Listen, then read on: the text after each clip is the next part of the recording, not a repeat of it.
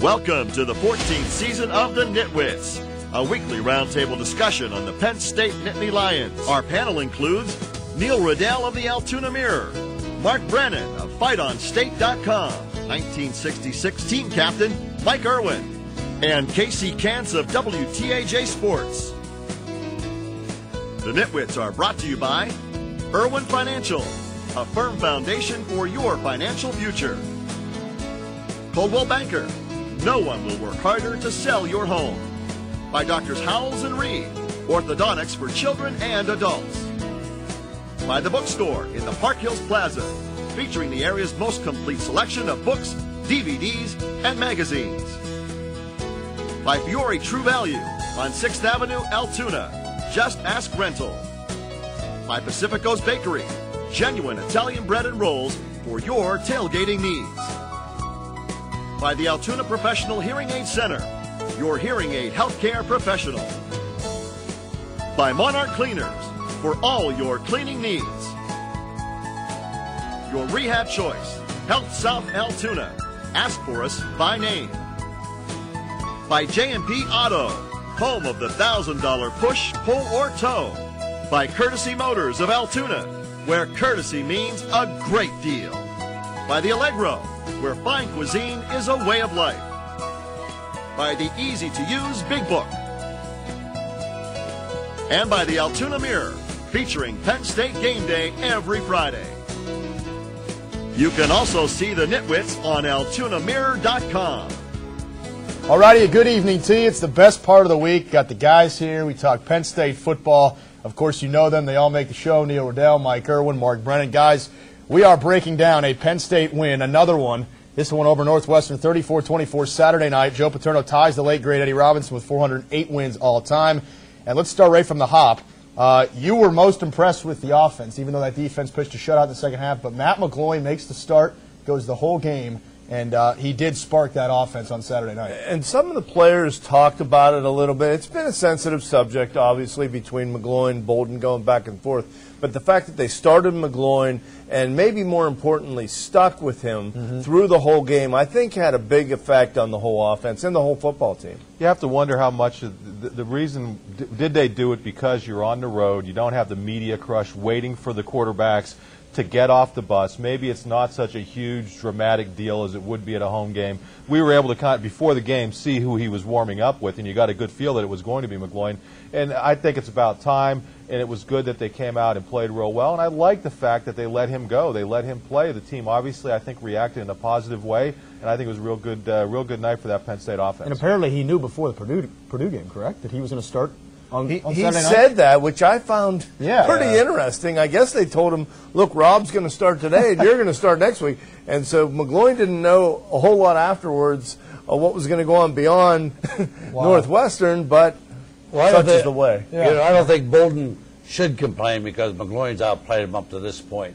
Now, I don't want to get too psyched about McGloin right now. I mean, it is Northwestern, and if you look back, I mean, the last three teams they played prior to Penn State have all scored around 40, 41 points against them.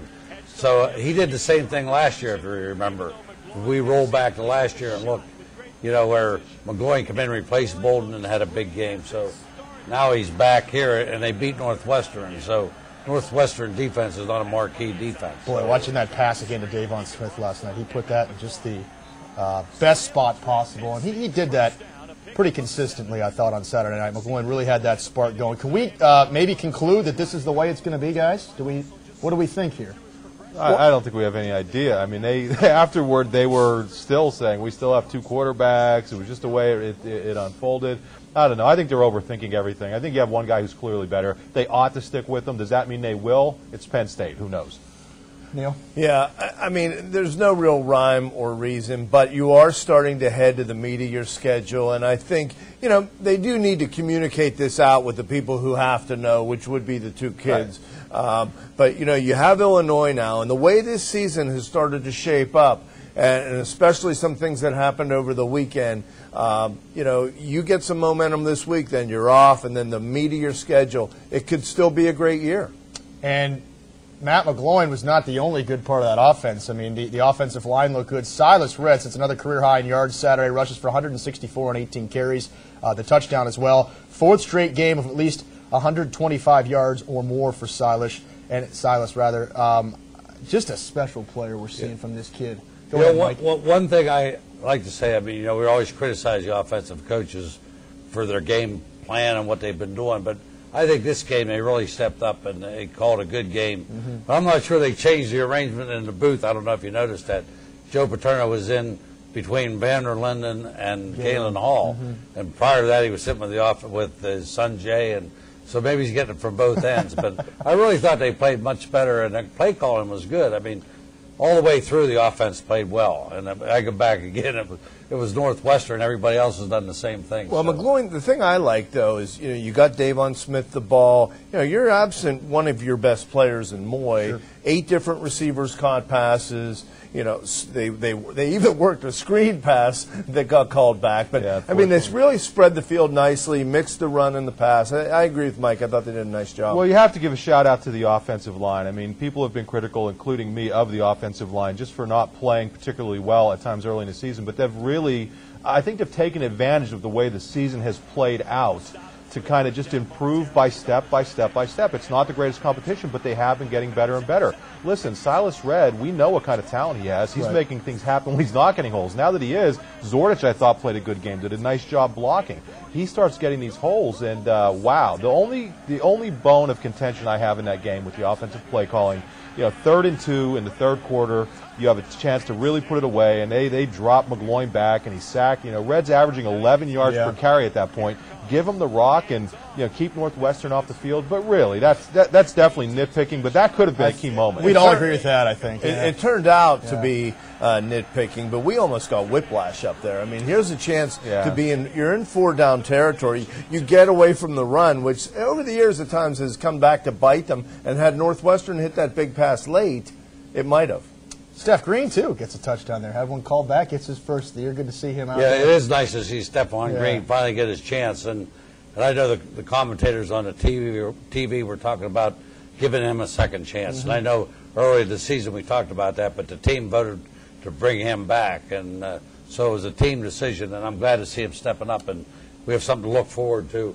Going forward here, I think Stephon Green has real quick on Green. I mean, you talk to his teammates, and they'll tell you that even when he was out, he was one of the real leaders on the team. And when he came back in uniform the first couple games, even though he wasn't playing a lot, he was in there in the locker room getting them motivated, and you do like to see it. The only thing that I don't really like is that once he got in there, we didn't really see much of Curtis Dukes. And I know it's a juggling act for the coaching staff. It's a good problem to have, but I hope this doesn't put Dukes on the back burner because I liked what we saw of him. Well, they've always kind of done that. Brought a senior back to give him and to let him see what he could do. He carried the ball 9 times. I think he touched it 11 or 12 times. So that was a really kind of a coming out party for Green. Yeah, but it's a good problem to have. Definitely. I mean, you have Dukes and then the other fellow that's hurt now, Beecham when he comes back. So 4 running backs is a good position to be in. Certainly is. Guys, we're due for a break. The Penn State defense comes to life in the second half on Saturday night. We saw that, some big plays, and made life for Dan Percy and Kane Coulter an absolute nightmare. We'll talk about it next.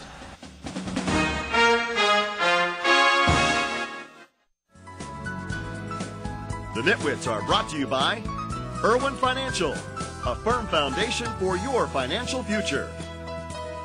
Coldwell Banker, no one will work harder to sell your home. By Doctors Howells and Reed, orthodontics for children and adults. By The Bookstore in the Park Hills Plaza, featuring the area's most complete selection of books, DVDs, and magazines. By Fiore True Value on 6th Avenue, Altoona. Just Ask Rental. Hi, I'm Joey Suey, and you're watching the NitWits. Karma. What happened to him?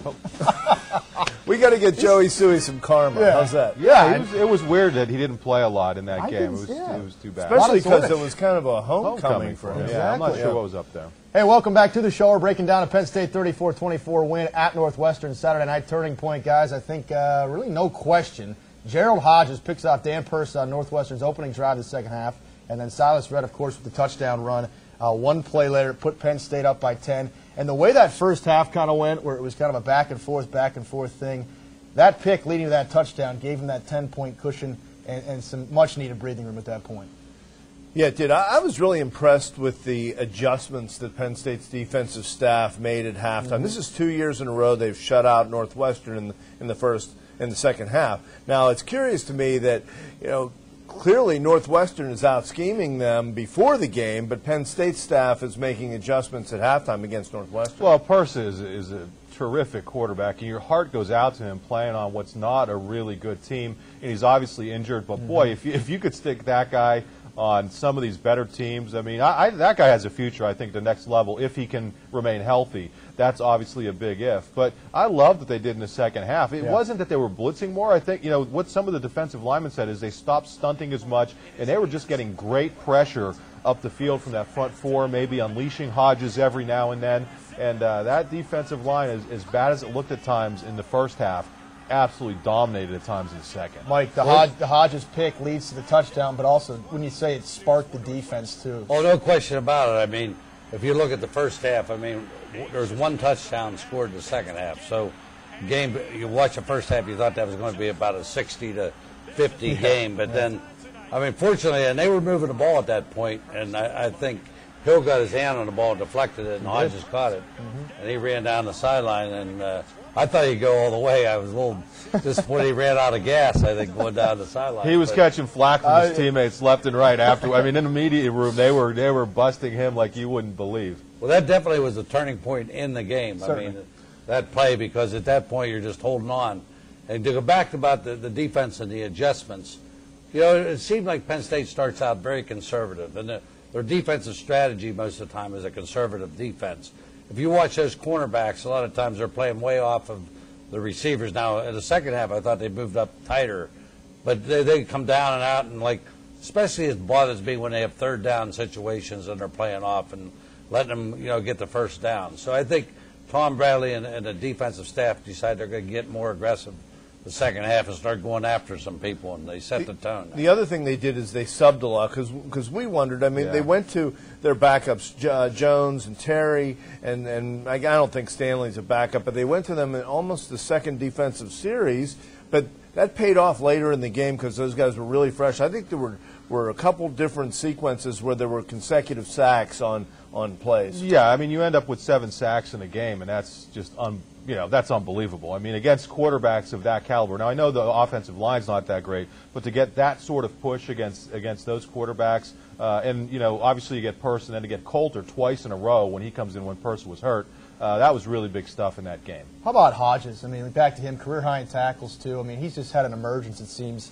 I love what I see from him, part of that defense. Yeah, what I got is that's the kind of game that an athlete like that, with the scoring and everything, I think he was comfortable in that. He loves running around and making plays, and clearly he was right in the middle of all of it. Well, it's ironic. If you look during the course of the game, they came back and talked about the ex-Penn State linebackers in the NFL and how they're leading the league in tackles. And you have a guy like Hodges is probably one of the next guys to go there, and I think he's going to be really sought after. I mean, he's playing great right now, and I think he's just going to keep getting better. I thought their secondary allowed guys behind them a little bit, and you're going to be facing some other passing games later in the season.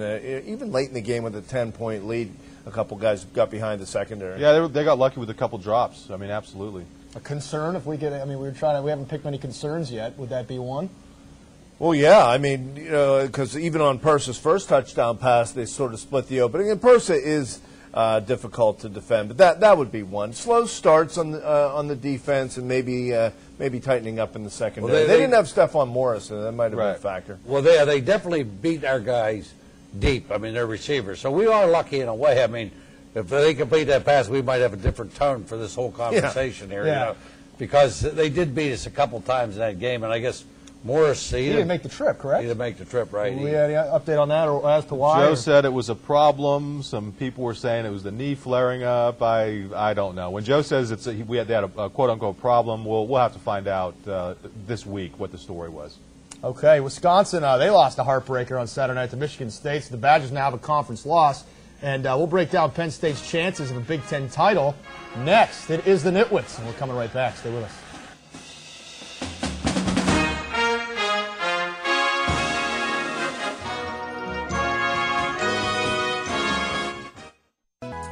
The NitWits are brought to you by by Pacifico's Bakery, genuine Italian bread and rolls for your tailgating needs.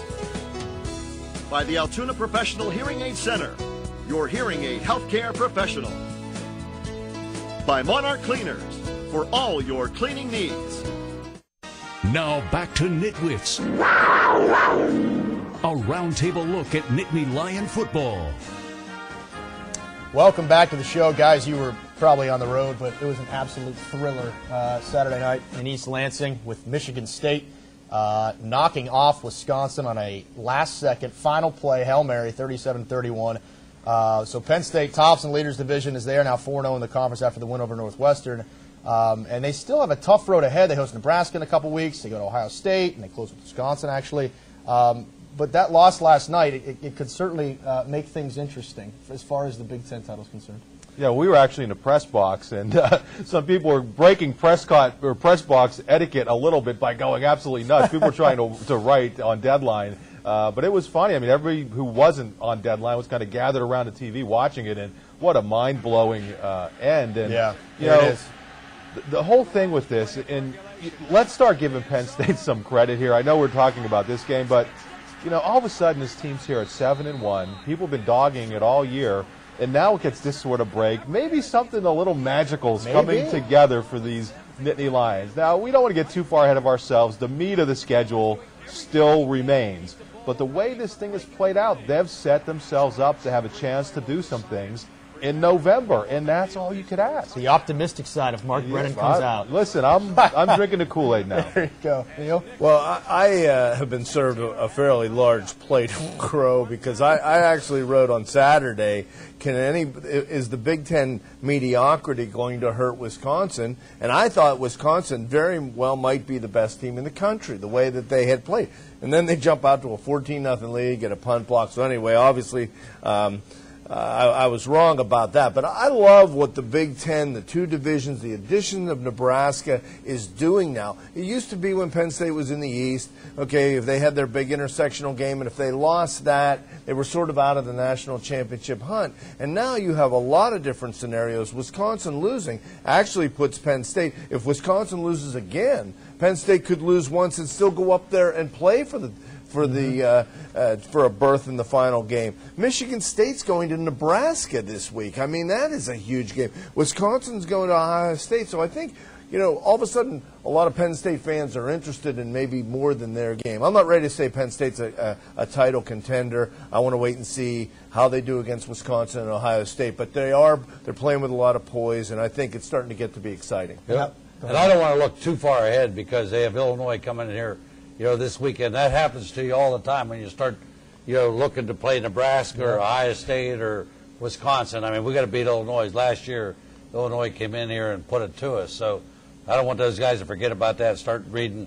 They are #1 in the leaders division, and we have some tough games to go, and we could very well end up at the top at the end of the year. But I still think they better keep their focus on each game, one game at a time. But here's the thing, Mike. They could have, realistically, they could have lost every Big Ten game they've played so far. I mean, it's not out of the realm of possibility. And I think the great thing is this team, unlike last year, has figured out ways, whether it's the offense making a play or the defense shutting out Northwestern in the second half or, you know, whatever, to win these games. And that's what I think the real positive is. There's no question they could lose every game from here on out.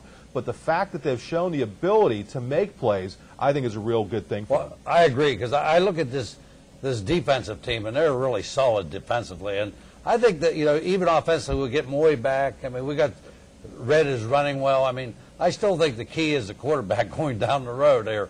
McGloin can hang in there and play as well as he did on Saturday. If he can keep the momentum going, I think we're going to be okay. All right, guys, a 7-1 team, as Mike alluded to. Illinois coming to town next Saturday. We'll talk about it and give you our picks on the other side. Stay close.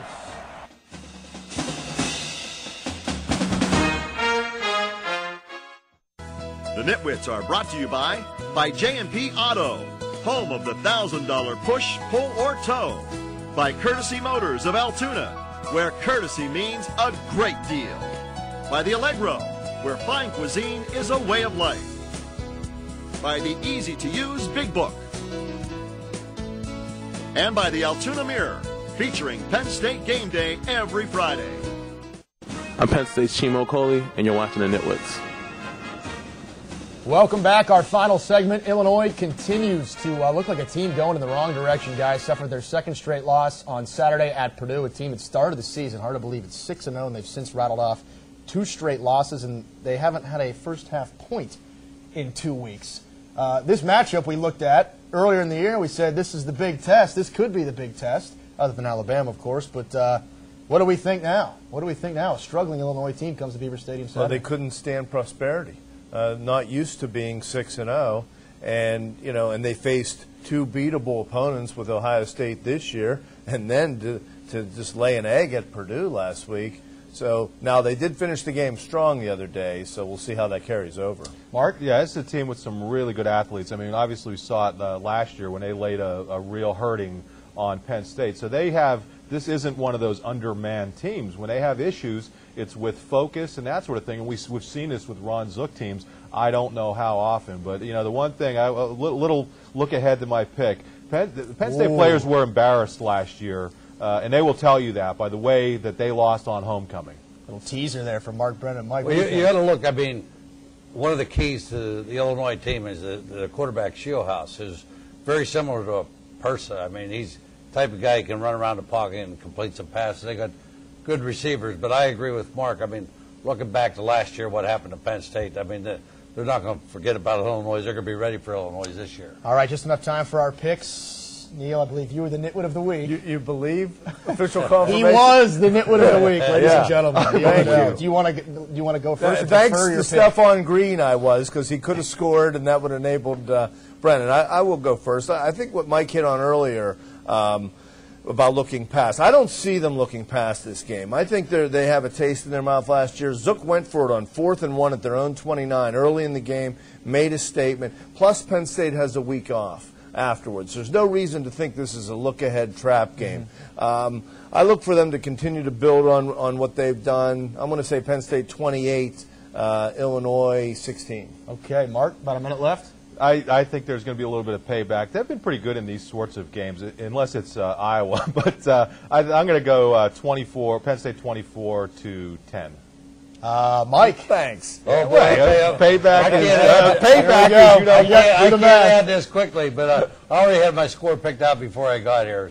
So I'm going to say Penn State 27, Illinois 14. Oh, boy. I had 27. He squeezed himself. He did. Oh, my God. That's what the score is going to be, so it doesn't matter. There you go, Mike. All right, the picks are in, and we are out of your pick. Your pick. I said 27-13. Oh, did you? Yeah, I was going with the. I just have a gut feeling about it. Even though he picked 27-14, I'm going with my. I have a original gut pick. feeling, too, so we'll find out. All right, we'll talk to you next after the Illinois game. You see the picks right there, Nitwits of the year so far, and we'll see you next time. Have a good week, folks.